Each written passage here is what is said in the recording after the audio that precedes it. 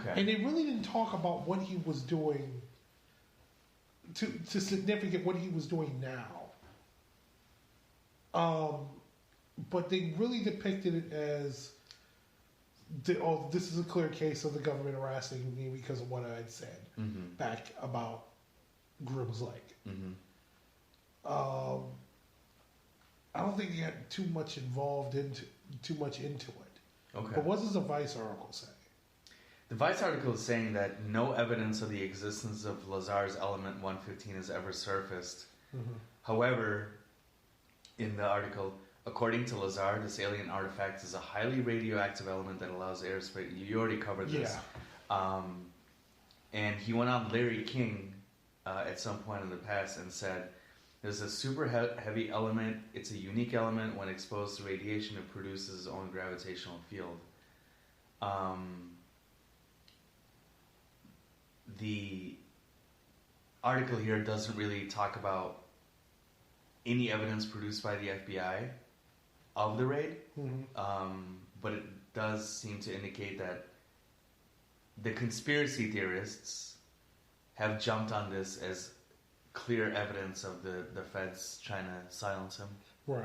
For whatever reason. And honestly, we don't know what they were raiding for, what they were even looking for, right? You know, because there's no charges. There's no charges. I mean, it could be a grand jury investigation on him, but we wouldn't know because the grand jury is secret and they haven't called anyone that's sympathetic to Bob Lazar. Exactly. Or his calls. And it also happened within the last 3 years, which would mean if maybe there's an ongoing investigation against him, you know?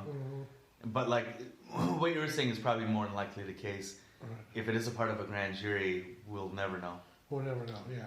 Unless charges have been filed against him. Right. And then even then, we wouldn't know if it's Bob Lazar, his version of it is correct, or whatever. We would just hear the government's version of it. So... yeah, I mean, that's... I sort of wanted to touch on the FBI raid. I mean, it did happen. We just don't know what it was really all about. So, go ahead. You were about to move on to somebody else. Yeah, it was also there was another documentary made on Area 51 called Dreamland. It included an interview with a 71-year-old mechanical engineer who claimed to be a former employee at Area 51 during the 1950s. His claim included he worked on a flying disc simulator, which was based on a disc operating from a crashed extraterrestrial craft and was used to train pilots. He also claimed to work with an extraterrestrial being named J-Rod and described as a telepathic translator. In 2004, Dan Burish, under the pseudonym Dan Crane, claimed to have worked on cloning alien viruses at Area 51, also working alongside an alien named J-Rod. Burish yes. J-Rod? J-Rod. What is it? Just gonna, play some pickup football at the park with J-Rod? Exactly. That's going on. Yeah. He's got a left meat hook. Yeah. Birchwood's scholarly credentials also subject to much debate, as he was apparently working as a Las Vegas parole officer in 1989 while also earning a PhD at the State University of New York.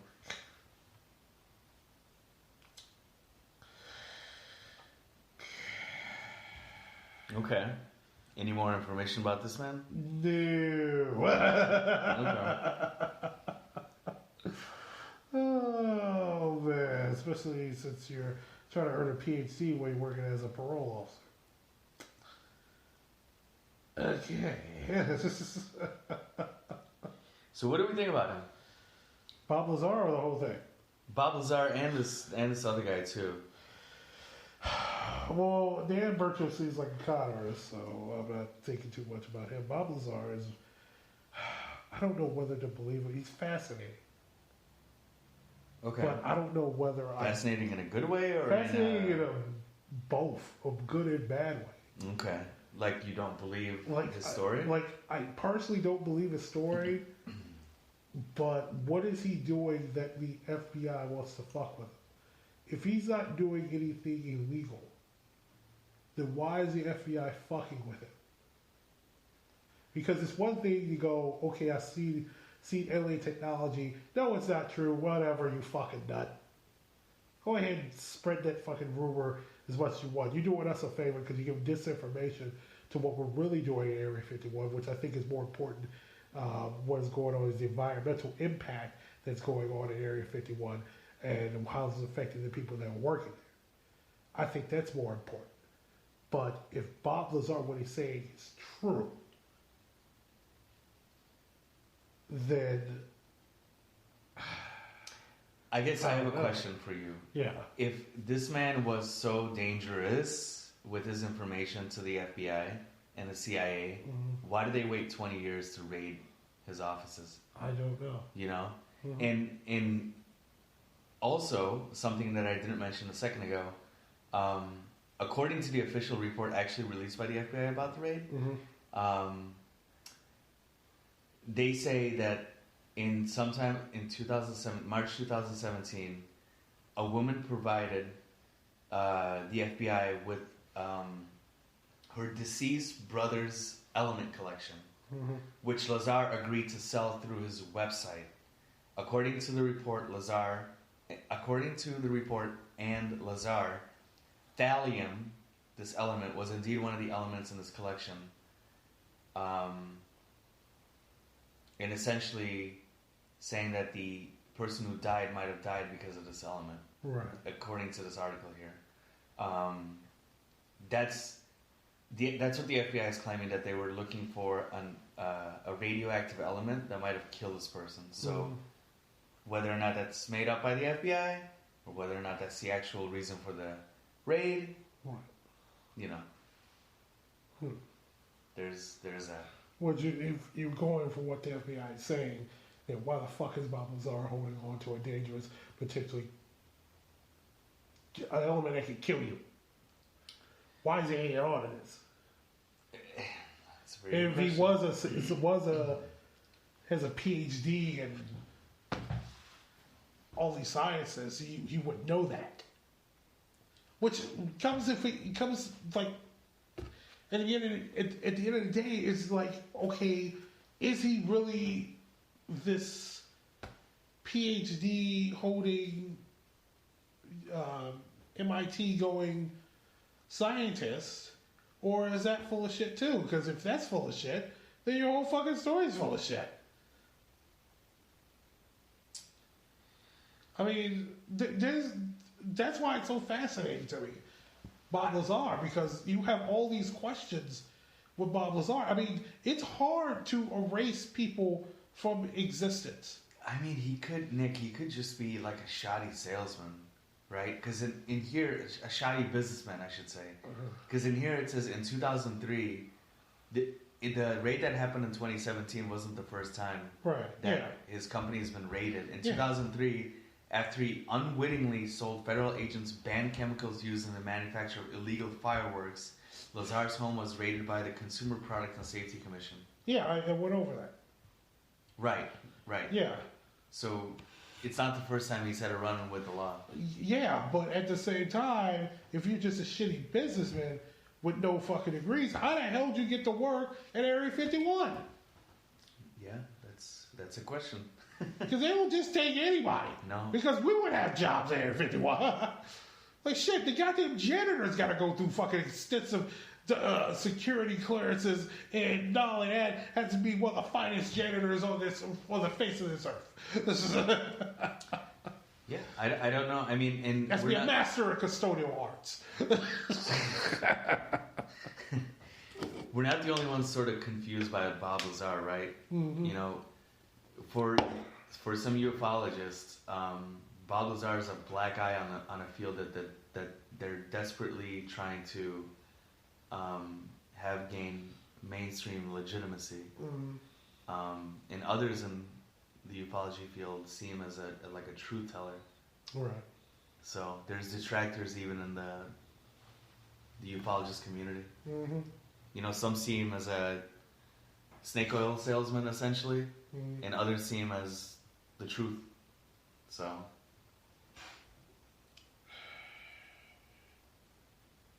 yeah, I don't know. Bob Lazar, I just don't know. It's a fascinating documentary. I would recommend people watch it. But as far as his story and who he is, I don't know. I kind of lean towards this guy's full of shit. okay. So, yeah, I mean, there isn't too much else to say about Bob Lazar. So, Right. what type of UFO evidence has been presented surrounding Area 51? Are there pictures, videos, eyewitness testimony of any? It's just eyewitness testimonies and videos of unidentified, what they claim is identified flying objects. Mm-hmm. Possibly it is just government testing of experimental aircrafts. Okay. And even like in the beginning when they first started testing the U-2 and the A-12, the SR-71, people mistake that for unidentified flying objects. And they allowed the story to go out there because it's a disinformation ploy. So the Soviets or the Cubans don't know that these aircrafts exist. So that's, other than photograph, you just have eyewitness testimony and photographs and video of what they claim is flying unidentified flying objects, but it's government testing aircraft. Other than that, you have absolutely nothing. You have it's like Roswell. You have no evidence that the government is hoarding technology and trying to reverse engineer technology that is not from this world or this dimension. You have absolutely nothing. Nope. Just a bunch of conspiracies and hearsay. Mm-hmm. Conspiracy and hearsays. I think that the Area 51 is not this, what the conspiracy theories think, that this castle of UFO technology. I think that there is a danger at Area 51. It has come from the environmental acts that's committed there, and that they are endangering the people that are working at Area 51. And I think that is what needs to be investigated. And if we find out that they are putting the faculty and staff that work at Area 51 under environmental danger, then that place needs to be shut down, cleaned, and people who are in charge of it need to be fired. Mm-hmm. Because you're putting people in danger so you can have top secret technologies over your enemies. And even at the end of the day, who the fuck is the enemy? The Soviet Union is not around anymore. Mm-hmm. Was it China? You're far ahead technologically of China in terms of military technology already. And you will be. It will take China years, fucking decades, to catch up with you technologically, militarily. And you do not need to put people that are supposed to be working on keeping you at the forefront of military technology in danger. And at the end of the day, a determined enemy is going to beat you no matter what because they're determined. Look at the Viet Cong in Vietnam. I just feel like Area 51, quote unquote, is so publicized, it's so well known that even if it's operating, half the capacity of what it used to, there's no way that is a site that the military is developing super high advanced military technology. Mm-hmm. Do you know what I mean? Yeah. Would they really be doing it there if that was the case? No. They'd be doing it somewhere where we don't even know, or it's not even talked about, some base out in the middle of nowhere. Right. So, who knows? Mm-hmm. I don't know what's going on out there other than testing of government top secret aircraft. I don't think there's advanced UFO technology, and even if it was, how would you reverse engineer it? You don't understand it. It's way above your current thinking. So Yeah, Area 51 is just a military base in the middle of Nevada that's testing top secret government aircraft.